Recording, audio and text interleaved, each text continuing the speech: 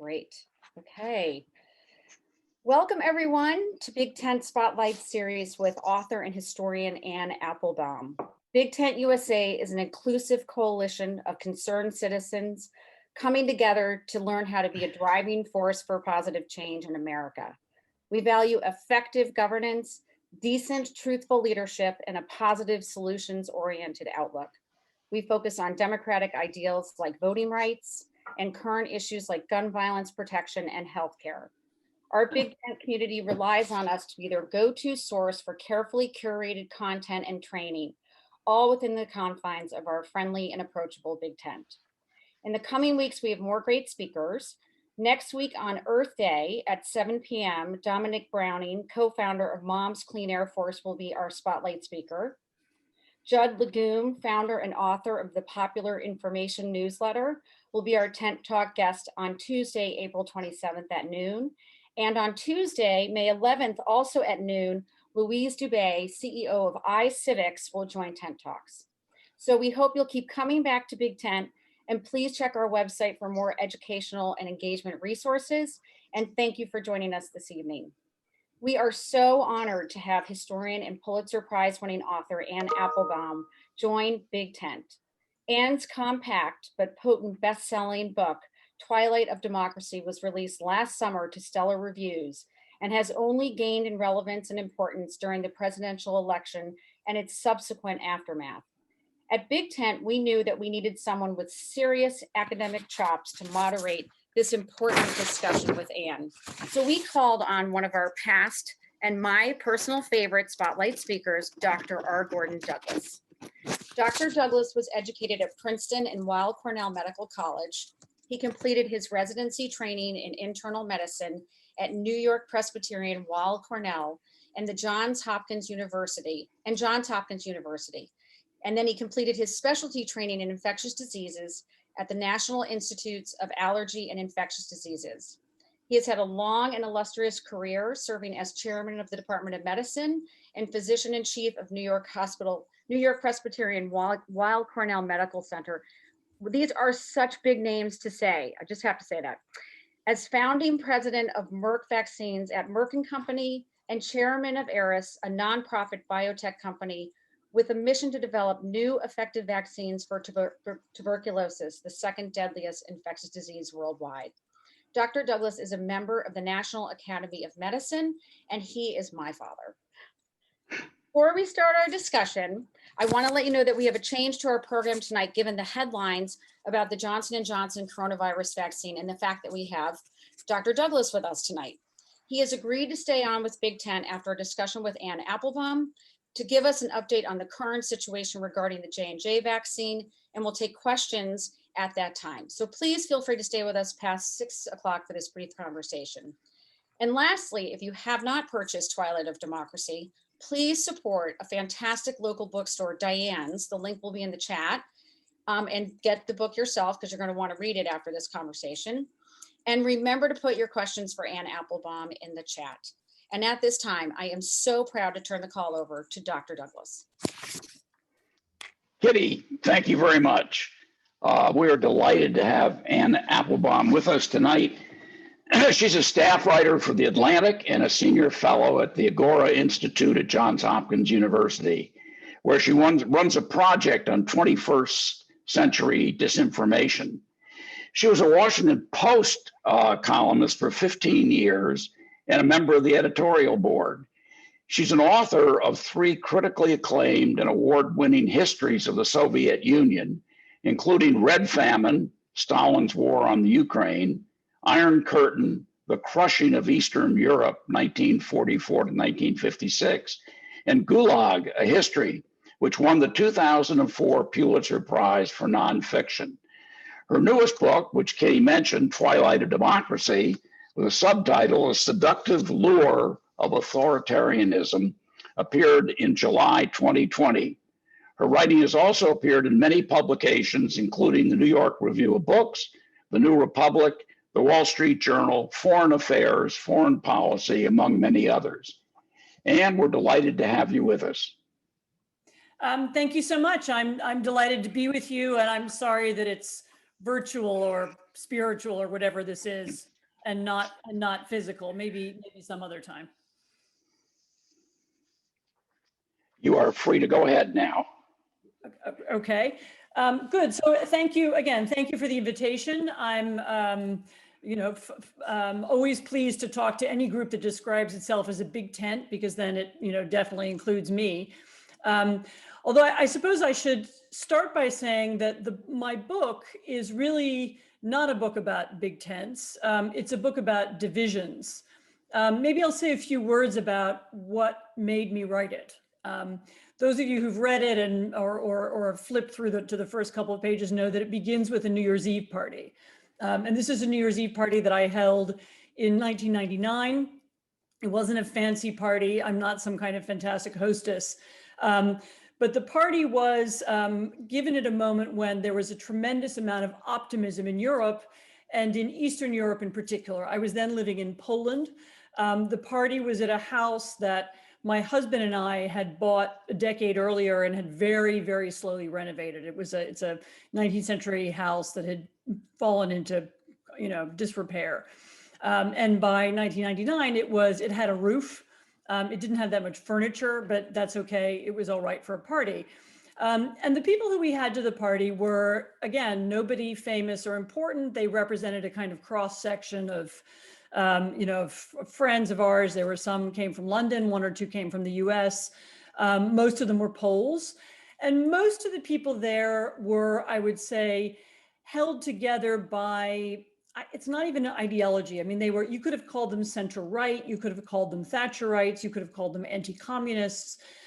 They were people who had been a little bit too young to be leaders of the anti-communist revolution in Poland mostly, but certainly they were people who'd supported it. And they, if you'd gone around the room that night and asked, most of them would have been in favor of a Poland that was democratic, that was, that was where there were free markets, where there was a free press, a Poland that was integrated with Europe and with the rest of the world. Most of them would have thought of themselves as outward-looking people. When I started to think about that party again, this started to happen 2 or 3 years ago on its 20th anniversary. I began to realize that I suddenly realized that about half the people at the party, who I would have described as fitting into this same general rubric, were no longer speaking to the other half of the people in the party. Maybe this is an experience some of you have had. In 2019, I sat down and I thought about it, and I realized that there had been this political division in Poland, a real shift in political alliances, a change in people's attitudes, and that I could see it through the lens of people that I knew. A part of my friends and some of the people who'd been there, of course, are still my friends, and still more or less what I would say we have the same worldview. But another part, a smaller part, had changed quite dramatically. And they had become members of, this is the Poles, although there were changes among my British and American friends too. But they had become members of, or in some cases, many of them were journalists who wrote in support of a very different kind of political party. It's the ruling party of Poland now. It's called Law and Justice. And it's probably best described as a kind of nationalist. I mean, we use the word populist. I don't really like that word, but a kind of nationalist authoritarian party. It's a party that describes itself as the only legitimate political party. They talk about themselves as true Poles, as opposed to, the traitors and foreigners and others who constitute the rest of the country. As soon as they came to power in 2015, they began an assault on the courts in Poland, which has resulted in division inside the court system. We now have a Supreme Court in Poland that is of very dubious legitimacy. Some of its verdicts are increasingly not recognized in other countries. But also they began to employ a very different kind of rhetoric and language. Again, nationalist rhetoric and language, xenophobic language of a kind that we hadn't heard in Poland in 25 years. I know people like to say, well, of course, this is only to be expected. It's a former communist country. But believe me, there was a 25-year period where we didn't have this kind of politics or this or these attitudes towards foreigners and outsiders and people of other religions and so on. And they brought all that back and they put it at the center of politics. And some of the people who did that were people that we knew. As I said, by 2015, 2016, they weren't our friends anymore, but we knew them. And so the book began, it was originally an article in The Atlantic, and it began as an attempt to explain why this had happened. And unlike a lot of books that you'll read about Trumpism or about populism, it doesn't try to give you one big thesis or one explanation. I tried to tell the story by looking at specific people, one or two who I knew in Poland, one or two who I knew in Hungary, one or two who I knew in America, a few also who I knew in Britain. And I looked at what drew people to this alternative set of ideas. My book is about people who are on the center right. There might be other kinds of stories you could tell about people drawn to extremism on the left. Actually, my first 3 history books were all books about Soviet communism. So I know there can be other forms of extremism, but the one that I experienced and that I witnessed was a move of people who had been in the center right towards a much more extremist radical right. And the explanations I came up with, if you read the book, you'll see that there, I look at the problem from different perspectives. I think the most important thing, though, to understand is that we're talking about a group of people who were, for a variety of reasons, very disappointed. Whether we're talking about my friends in Poland, whether we're talking about Laura Ingraham, the Fox News presenter, who is one of the subjects of the book, whether we're talking about my friend Roger Scruton, who was a British philosopher who became a kind of lodestar and was a sort of proto-Brexiteer. Many of the Brexiteers revered him as their kind of ideological leader. These were people who were profoundly disappointed with their countries in some cases, with modernity in other cases, with the direction of economic and demographic change in some cases, and in a few cases, disappointed with their own careers. In other words, their careers as mainstream journalists or as politicians weren't going well, being part of, parties that were sort of adhering to what had been the rules of politics up until then, weren't benefiting them, and they began to see opportunities for themselves in more extreme and more radical movements, and some of them became the spokesmen and voices for those movements. But this disappointment is, it's important to understand, in particular, again, I think speaking to this group, it's important to think about and explore.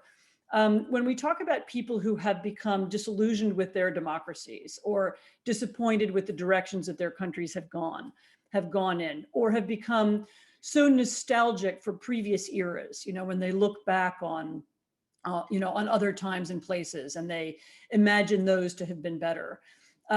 Sometimes what they're talking about is something real or something that's worth acknowledging, that mainstream politicians also should understand. So, for many Poles, the transition from communism to democracy, of course, it meant there was more freedom.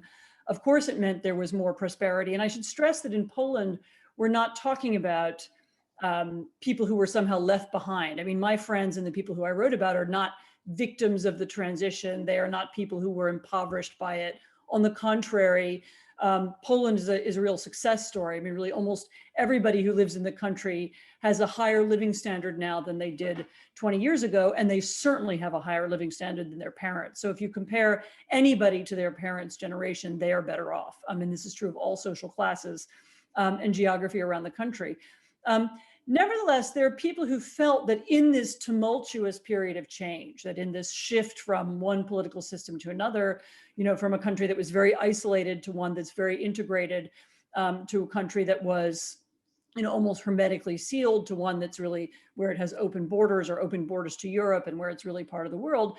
There are many people who felt that something was lost, whether it was the small town experience of my childhood, or the intimate relations that we had with people when I was growing up, or the status that I had as a coal miner, and which I don't have anymore in a society that really values entrepreneurs and and people with money.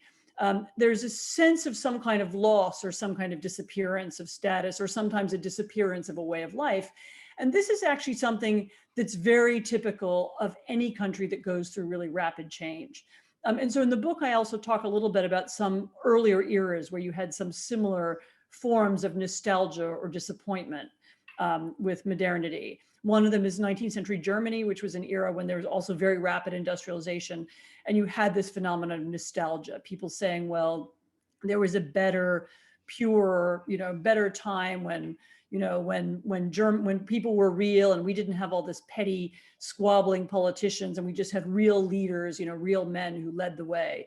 And these some of that nostalgia played into what later became in Weimar Germany, again, a sort of nostalgia for a desire for a more unified political system. You had a similar feeling in 19th century France. I write a little bit about the era of the Dreyfus trial. This was a time of great, also political division inside France, when people chose sides, and people who'd previously been allies, somewhat like me and my friends in the 1990s, suddenly found themselves on opposite sides of the big issues of the day.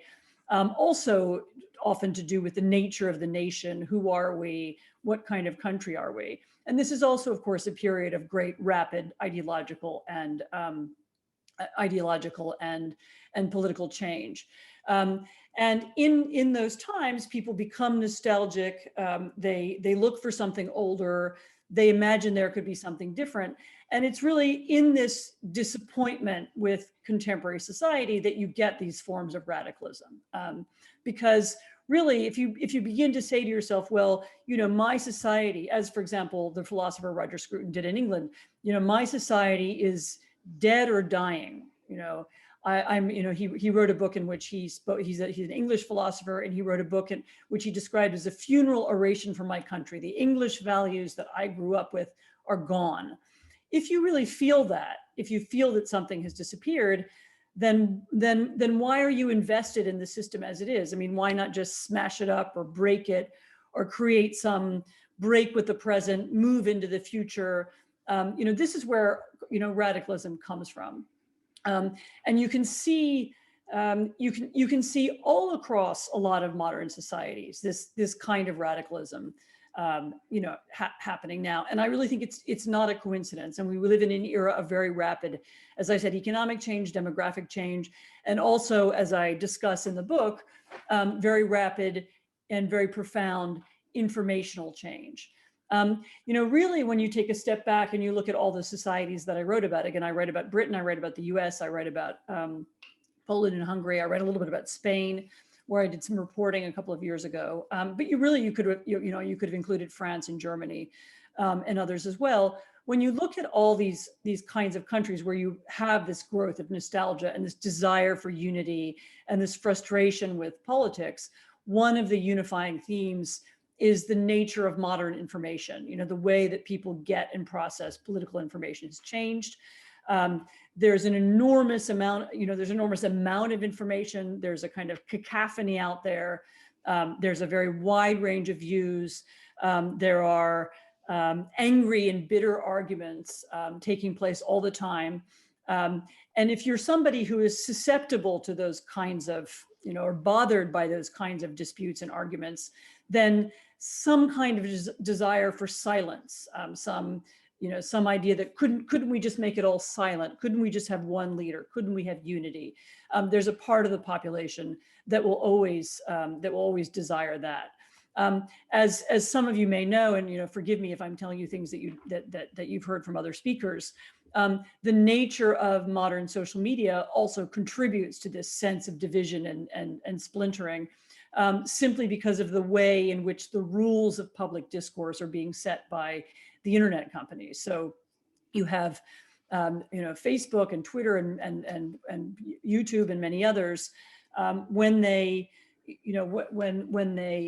decide what they're going to send to your newsfeed or what they're going to recommend to you, They don't recommend things on the basis, that this is an exceptionally good rational argument, or this is a particularly civilized form of conversation. They're not looking to create civil discourse. They're looking to create emotion, anger, and ultimately division. And one of the effects of that, again, is this sense that people begin to live in alternate, people now live in, these very different, very alternate media spaces. They are very apart from one another. They don't see that they have much in common anymore. And this too also creates a sense of disillusion and disappointment with centrist and mainstream institutions. I'll end this little introduction, and then I'm happy to take as many questions as you want, by reminding you of what exactly it was that happened in the United States on January the 6th. This was not an illustration of Republicans against Democrats. It was not a moment where we were witnessing polarization. What we saw was a group of people who had become disillusioned with the system itself.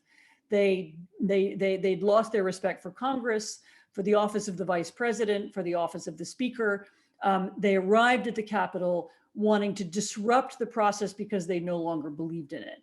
And this, of course, is the end result of the kind of disillusion that I was talking about. I mean, once you cease to believe in the institutions, once you believe that democracy is so flawed or so pathetic or so, or the politicians are so despicable that they don't have to, that the rules and procedures don't matter anymore, this is when you get anti-systemic movements. So as I say, I've seen it in the version of a kind of political revolution in Poland. We had a version of it in the United States,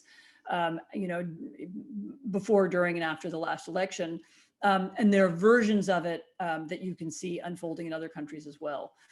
So again, the book was an attempt to explore what some of the causes of this were, to explain some of the attractions of authoritarianism, and also, I should say, finally, to explode some of the myths we have. I mean, most of the people who I wrote about are, I mean, they're not especially wealthy, but they're not impoverished, they're not unemployed, they're not outsiders, they're not victims.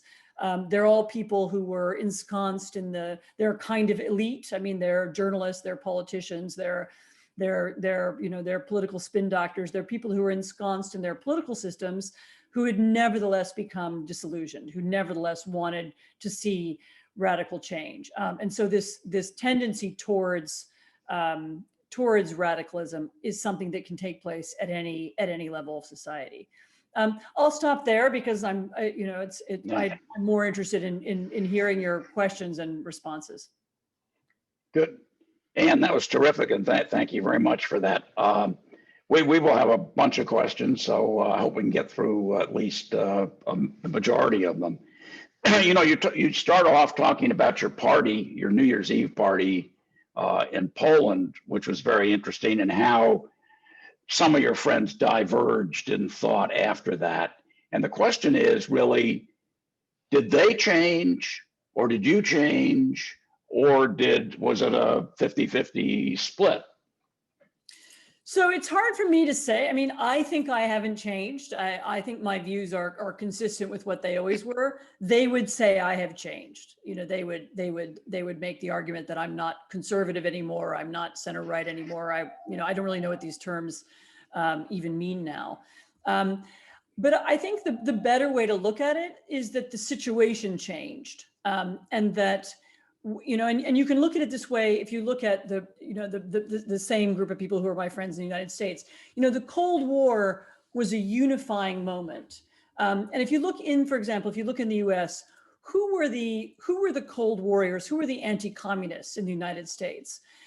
They were actually, it was actually a coalition of people. It was people who were interested in realpolitik, who worried about Russian foreign policy, people who were concerned about nuclear weapons, people who were concerned about human rights and democracy. There was a lot of people who were Cold Warriors for that reason.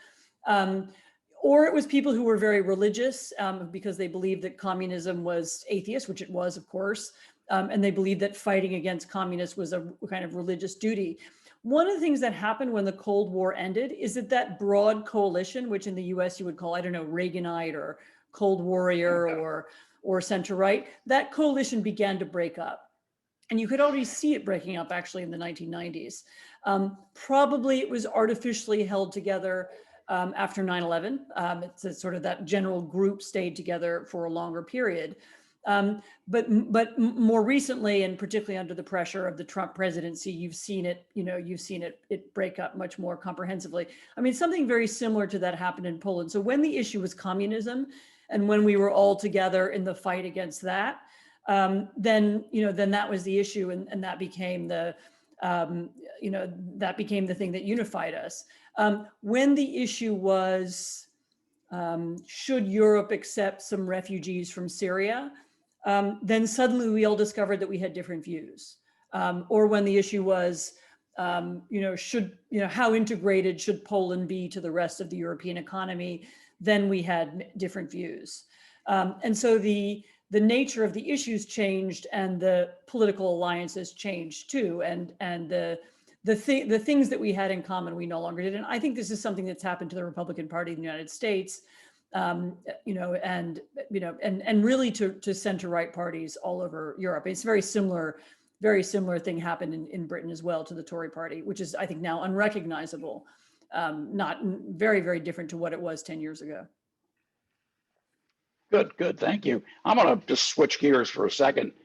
One of the things that I found fascinating in your book was sort of looking for root causes behind all this, and was Karen Stenner's work showing that a third of any population has this authoritarian predilection for order and homogeneity versus the remainder of the population that has this more libertarian predilection.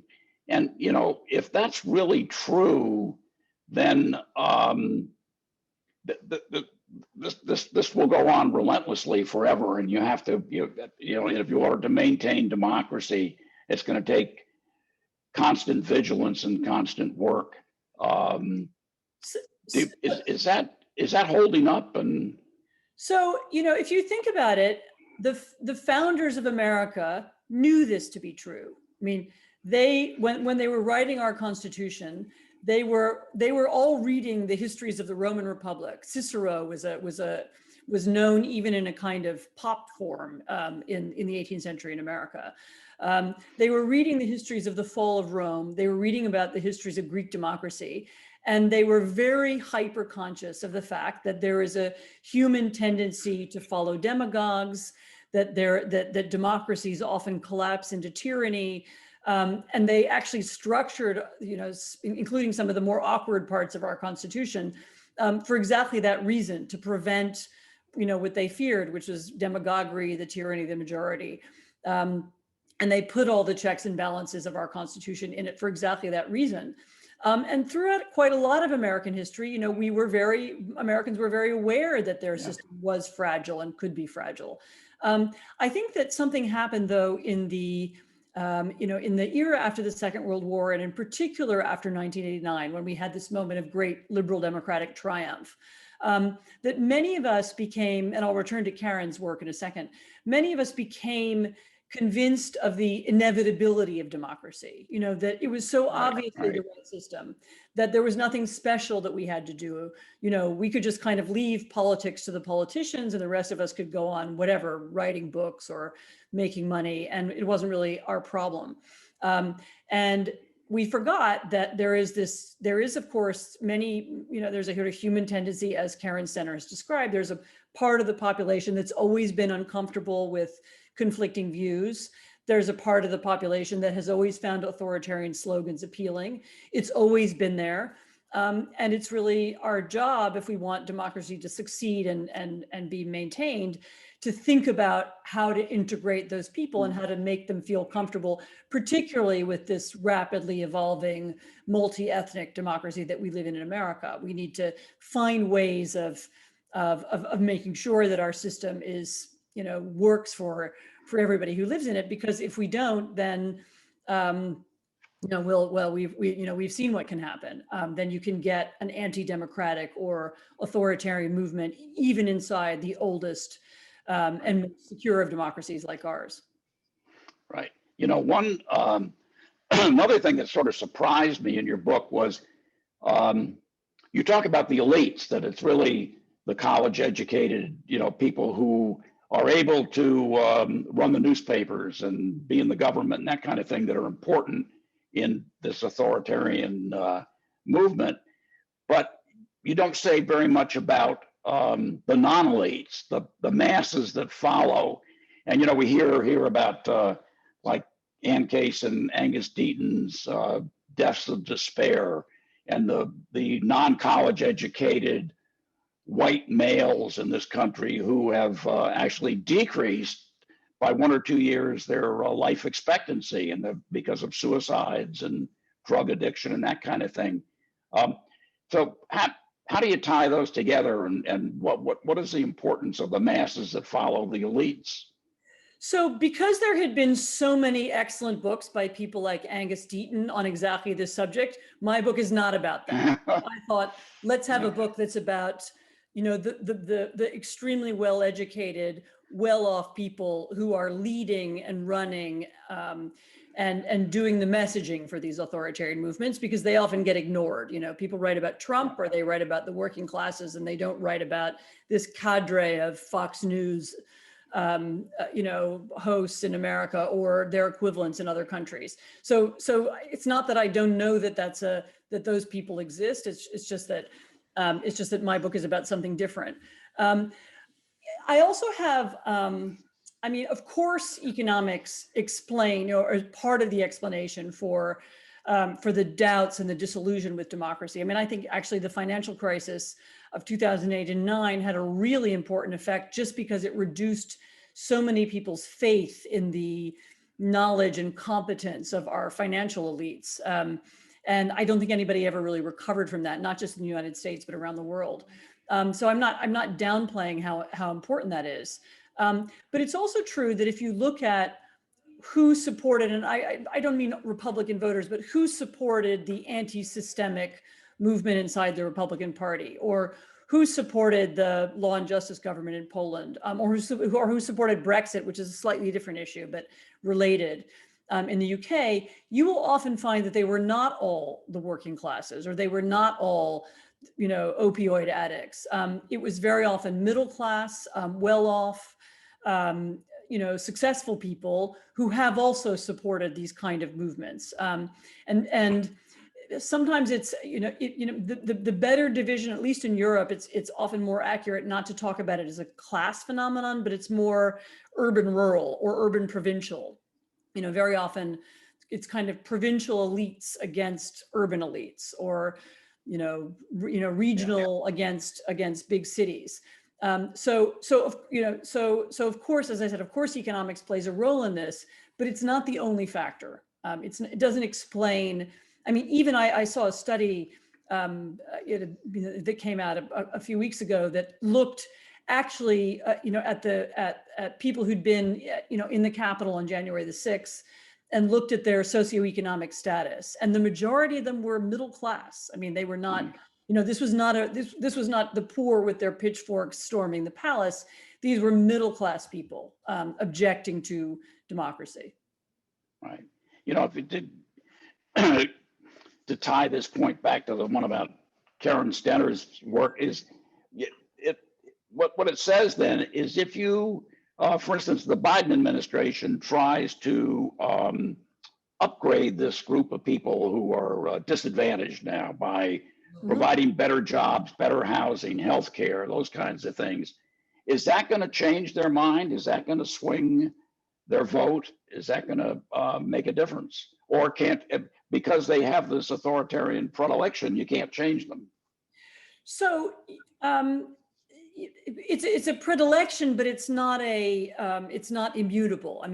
So one of the things I like about Karen Stenner's work is she doesn't talk about authoritarian personalities, which was the old-fashioned term, right. Predilection, that in certain circumstances, at certain moments, people can become disillusioned with democracy. That was her argument.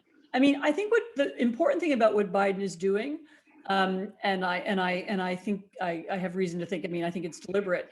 It's not just it's not just that he's, attempting to help people on the lower end of the economic scale, but it's also that he's seeking to change the subject, so that what we're all talking about from day to day is not culture wars, Dr. Seuss, the Supreme Court, and all these very bitter cultural issues that divide us, but that we're talking about pragmatic, practical economic issues that have solutions, where there can be, I mean, there's a legitimate disagreement about how much money we should spend on infrastructure. I mean, everybody agrees we should spend some money on infrastructure.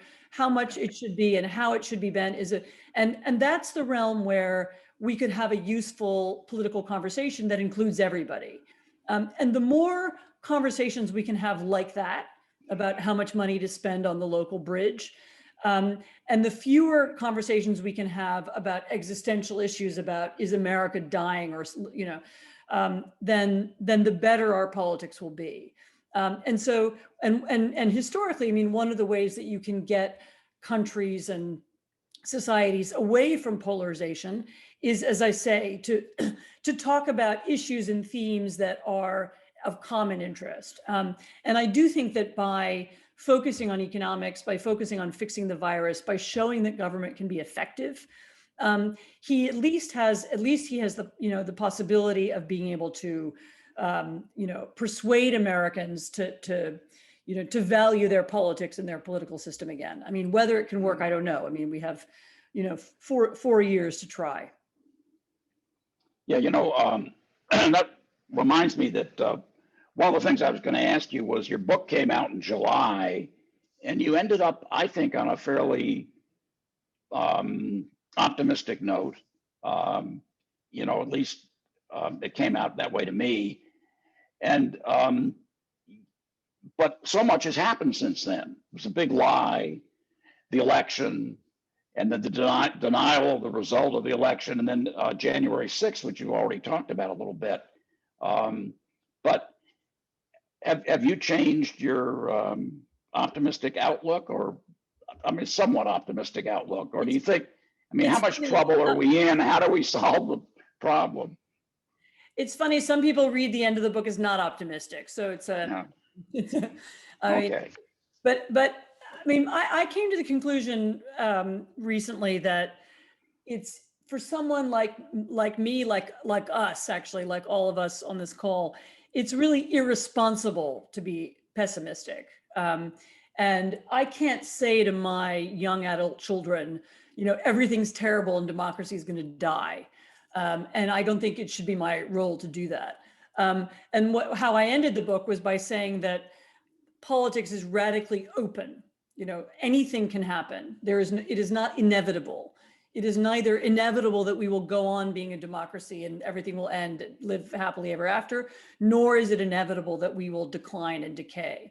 America has had these periodic revivals, these moments of reform and revision. You can look at the post-Civil War era, you can look at the progressive era in the late 19th, early 20th century. You can look at the New Deal era. There have been these moments when we've managed to restructure our institutions and revive ourselves. And I'm hoping that that's what will happen. But the point is that there is no guarantee. It depends what we all do and how engaged we are, and whether we can inspire people to be part of politics again and not passive observers. So I am optimistic that there can be an American revival, that we can pull ourselves together, that we can find some kind of new political center, that it is possible, but I do not guarantee it. Yeah. I can't promise you that it's going to happen. Well, let's keep our fingers crossed. So let's work towards it. Which brings me to the question of, okay, what can and should Big Tent do about this? Here's a group of very intelligent people who obviously are concerned. They're informed. They've worked hard in a number of ways. They worked hard in the election. Many of them made phone calls, wrote letters, did all kinds of things. What can they do? What would you advise them to do as a group to move forward our cause and prevent the kind of authoritarian slippage that we've seen in the past? And win the 24 election, yeah. Get bigger, recruit more members, convince more people of a variety of political views that democracy itself is an important cause.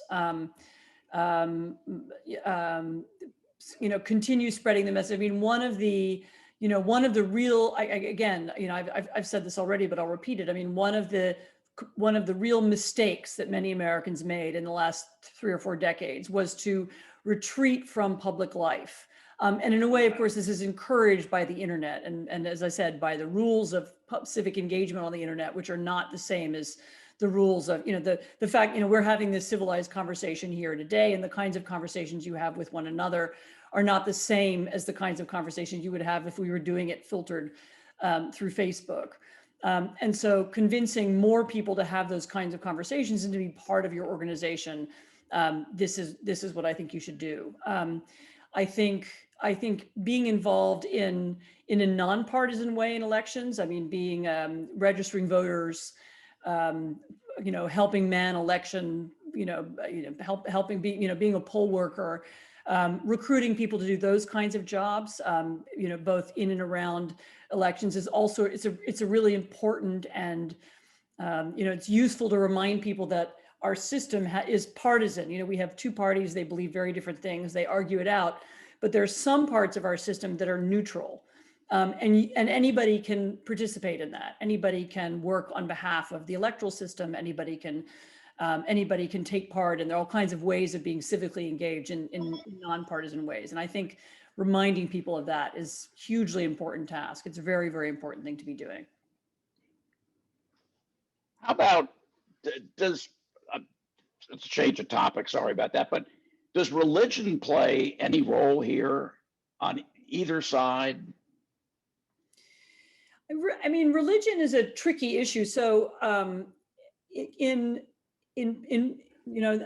Poland it did, which, there's more than you want to know probably. The Polish Catholic Church, which had been for many decades, actually centuries, a kind of national symbol. Even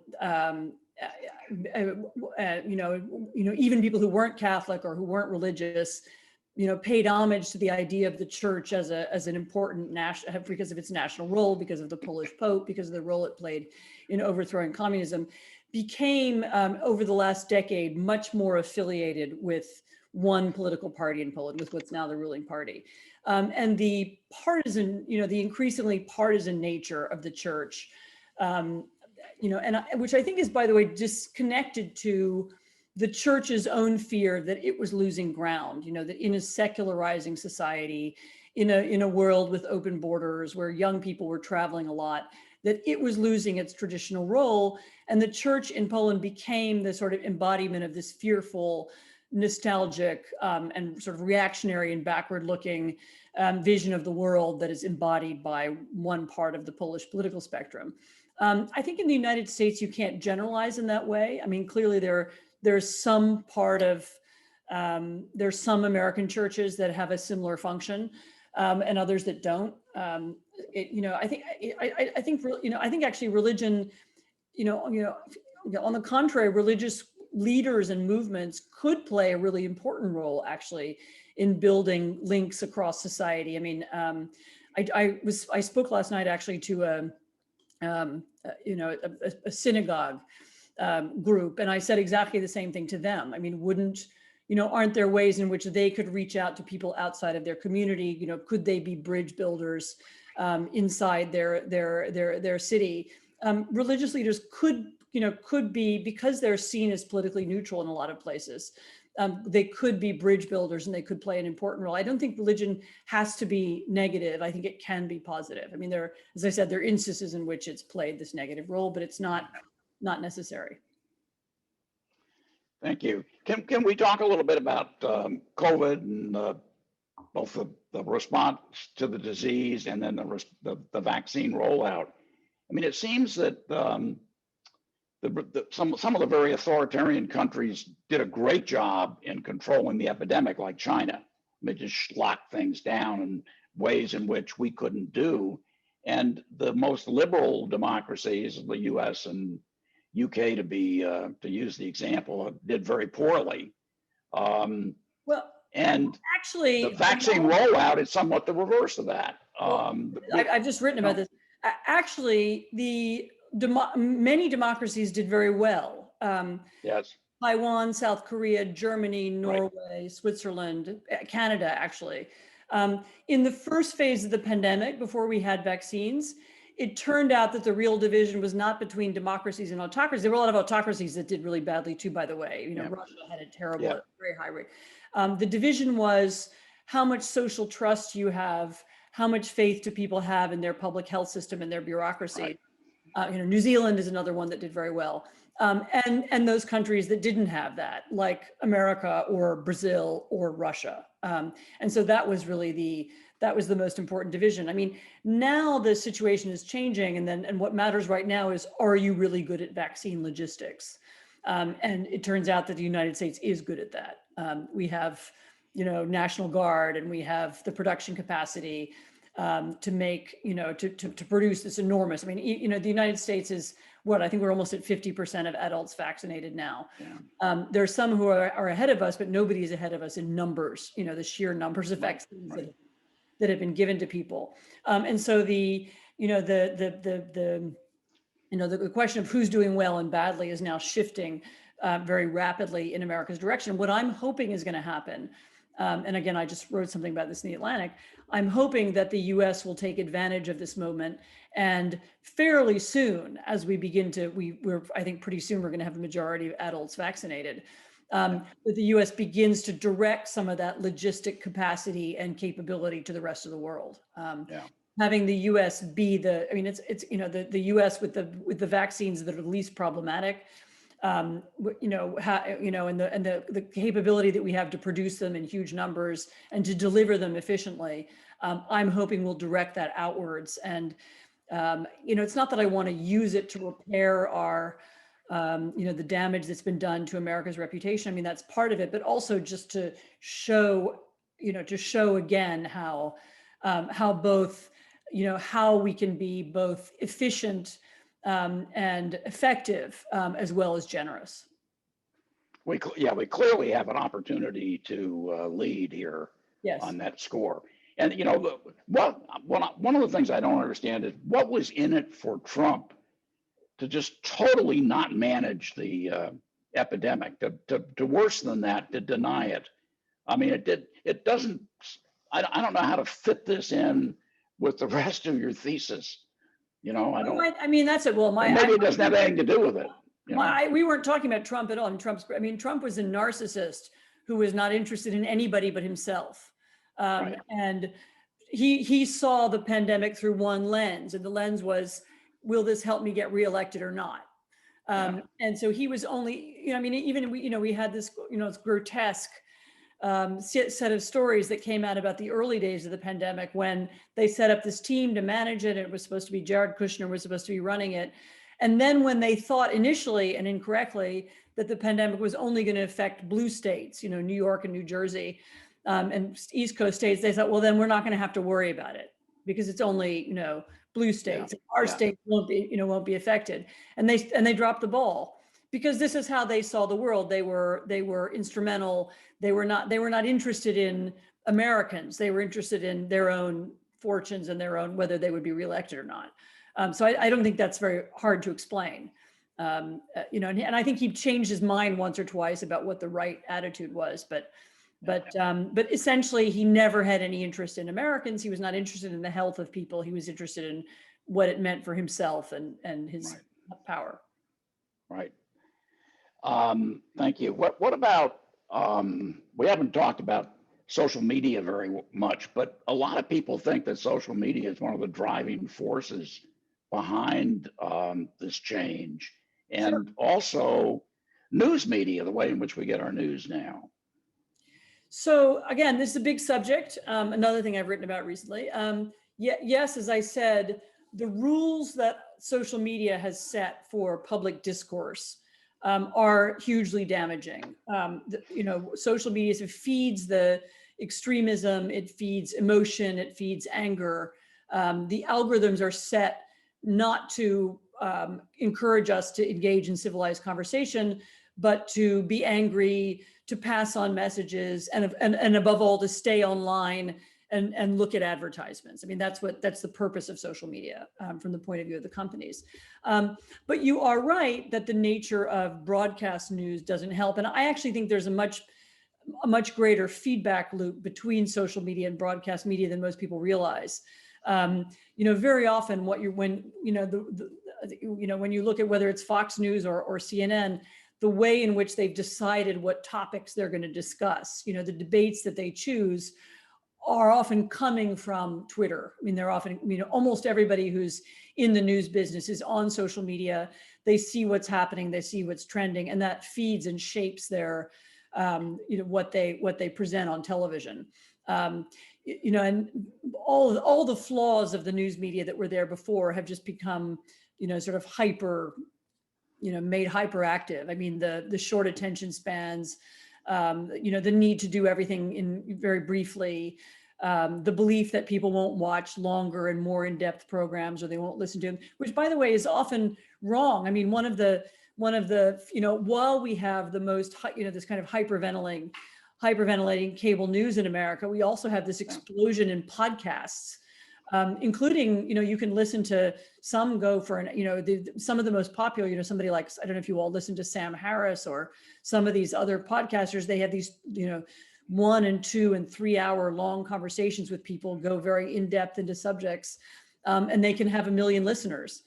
So clearly what's happening in cable news and on social media is also driving this desire for something deeper. I mean, actually the Atlantic, where I work, has had this burst in subscriptions in the last year, partly I think for the same reason, because we do run longer articles and we do try to, I'm not going to say that everything we publish is perfect, but it does try to take subjects more seriously. So there is a desire for that out there. But you're right, there is this kind of death loop relationship between social media and broadcast media that does push emotion, anger, and above all, this political division that allows people to live in very different worlds. Very different, right? One, we did talk a little bit about, things that we can do going forward. And one of them is what people are worried about, the lack of civics education in high school and where it should, even further on in college. And maybe you could talk a little bit about that and tell us your ideas about how we might rectify that situation. I've been in a lot of conversations about civics education, and I don't understand the American school system well enough to be able to fully explain why it's so bad. And I know that it's so different in different states and even within states and in different cities and regions. But certainly, I mean, civics education is certainly something that should be baked into a curriculum at almost every level. I mean, kindergartners should have a version of it. And what worries me is that often, particularly nowadays, it's often presented, people learn the history of protest, or they learn the history of political change, and they aren't taught that much about some very basic values. I mean, what do we mean by the rule of law? Why do we need independent courts? They're not taught much about media literacy. How do you read a newspaper article? How do you judge whether it's good or bad? What are the clues that can tell you whether something might be true or false? Because, we don't have any more this phenomena that, you get a newspaper every morning. That's the only thing you read. I mean, you're seeing news all the time and information all the time. It pops up on your phone in different forms, from your Facebook feed or from, CNN or wherever it's from. And teaching people about how to wade through that very difficult and complicated information ecosystem is something that really should be part of every school curriculum. It should be part of English. It should be part of history. It should be part of even science. I mean, people need to be taught about how does the internet work. How do companies target you? People should understand what it is, what is the technology that they're using, and have some way of coping with it. So I think the idea of civics education should be a lot broader than just learning how to I was taught actually as a child to name all the presidents. At one point I could do that. And that's sort of a nice, fun party trick. Or I could actually, I can name all the prepositions as well. It's a fun party trick, but being taught, the deeper roots of these things, again, rule of law, independence of the courts, separation of powers, role of minority and majority, how do political parties function in our system? All of that, I agree, bumping that up. And I mean, you all, I'm sure, are in position in your communities to be trying to persuade, to lobby your schools. I mean, this is another thing that your group could do, to do more of this. Really a really important task. Yeah, good, thank you. One of the things, your book is really largely about the European examples, and I'm reminded that you were in a position to see this coming in the United States much better than many of us were. We were sort of caught unawares by Trump and what happened, at least in the very beginning part of it, not later on. But so Europe had some problems with moving towards authoritarianism in certain countries before it happened here, before this threat was here. Are there any examples of successfully pushing back against it that we might use to help inform what we do? So there are a number of examples, ranging from, again, leaders who have successfully changed the subject to get people to focus on to move people away from culture wars. You can look at Merkel in Germany, was always very good at this. You can look at the reformation of parties. We have a difficulty in our system that our party system is so stiff, and parties can really only be reformed kind of from within. I mean, the coalitions, that make up the parties can be altered. But you have in Europe, for example, this flowering of green parties, who have, which are not, which a long time ago had the reputation of being kind of flaky, I don't know, environmental, and now there's some Germany has a very serious, very interesting Green Party, which has a very interesting foreign policy. And Green parties, liberal parties, Macron's party in France is very interesting, for example. Looking to, people who have been successful at fighting this kind of populist authoritarianism have often been able to create new coalitions. I mean, I think maybe that's the important lesson. Look around you, who is adjacent to you? Who might you be able to convince to join you? Who are the people and groups in your community who might be, who could you build an alliance with? Politics is all about building alliances and widening and deepening your alliances. And I think the countries that have been successful in fighting back against this are those where successful new alliances have been created. Well, I have to jump in and because we're just after 6, and I just want to say thanks to my dad. And Anne, I really want to thank you so much for coming to Big Tent. And I hope you don't mind me paraphrasing you as a way to just sort of summarize, I think, what you've given us. And this was something that you said when you appeared at the Brennan Center in August 2020. And you said that one of the goals that you wanted to achieve with your book, Twilight of Democracy, was that it would serve as a clarion call against our complacency. And Anne, I think you achieved that goal tonight. I know that we at Big Tent have heard you loud and clear, and I think everyone on this call has as well. And we will continue to educate ourselves and stay very, very, very diligent in our dedication to our democracy and to expand our Big Tent. So with that, I just want to say thank you so much for spending this time with us. And if people want to stay on our call, my dad is going to stay on as well, to just give us an update on the J&J vaccine. So Anne, can't thank you enough. Thank you so much. Best of luck. Keep doing what you're doing, and thank you all. Thank you for your time. Thank you. Fantastic.